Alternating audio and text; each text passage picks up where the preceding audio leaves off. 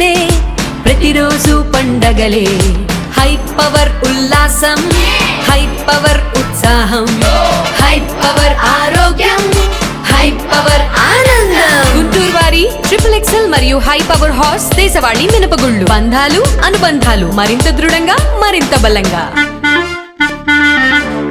వీధి వ్యాపారుల జీవనోపాధికి భంగం కలగకుండా ప్రజలకి అందుబాటులో ఉండేలా వెండింగ్ జోన్లు ఏర్పాటు చేస్తున్నామని గుంటూరు పశ్చిమ ఎమ్మెల్యే గల్లా మాధవి స్పష్టం చేశారు.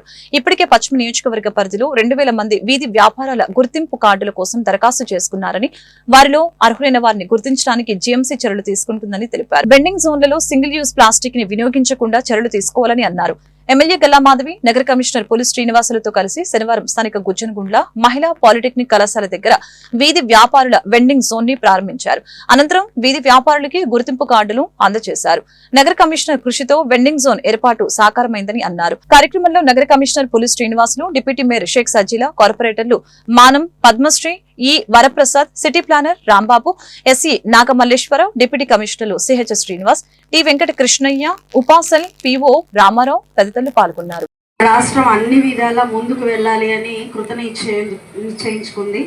డెవలప్మెంట్ ప్రాసెస్ లో చాలా ముందుకు వెళ్ళాలి, అభివృద్ధి చెందాలి. మరి మన పాస్ట్ అంటే గడిచిన 5-10 సంవత్సరాల నుంచి కూడా గుంటూరుకి ఎలాంటి అభివృద్ధి లేకుండా పోయింది.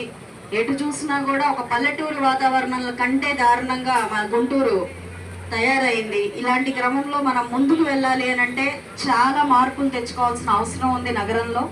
అందులో ప్రధానమైన మార్పు ఈరోజు రోడ్డుకి ఇరువైపులా కూడా మనం ఈ బళ్ళన్నీ పెట్టుకొని వాటి కోసం విక్రయించడానికి వచ్చిన ప్రజలందరూ కూడా రోడ్ల మీద దాకా వచ్చి దానివల్ల కంప్లీట్గా ట్రాఫిక్ ఆగిపోయి ఎంతో అసౌకర్యంగా మనం ఉన్నాము.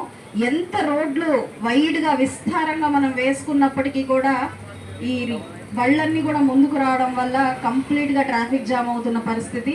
ఎక్కడ వేసిన గొంగళ్ళు అక్కడే అనే పరిస్థితుల్లో మనం ఈ యొక్క నగరం మొత్తం ఉన్న పరిస్థితుల్లో ముందుగా వీటి మీద దృష్టి పెట్టాం. వాటన్నిటికీ ఒక మంచి ప్లేస్ని కేటాయిస్తే వచ్చి ప్రజలందరూ ఆగి అక్కడ వాళ్ళ కార్యకలాపాలు చేసుకోవడానికి ఇబ్బంది లేకుండా ఉంటుంది అనే ఒక ఆలోచనతో ఈ వెండింగ్ జోన్స్ అనే ఒక ఆలోచన చేయడం జరిగింది. అయితే 2016 నుంచి దీనికి ఒక వెండింగ్ జోన్స్ అనేది ఉన్నప్పటికీ కూడా ఎక్కడా కూడా రాష్ట్ర వ్యాప్తంగా ఇది స్టార్ట్ అవ్వలేదు. గుంటూరు పశ్చిమ నియోజకవర్గంలో రాష్ట్ర వ్యాప్తంగా ప్రప్రథమంగా వెండింగ్ జోన్స్ ప్రారంభించుకుంటున్నందుకు చెప్తున్నందుకు నాకు చాలా చాలా ఆనందంగా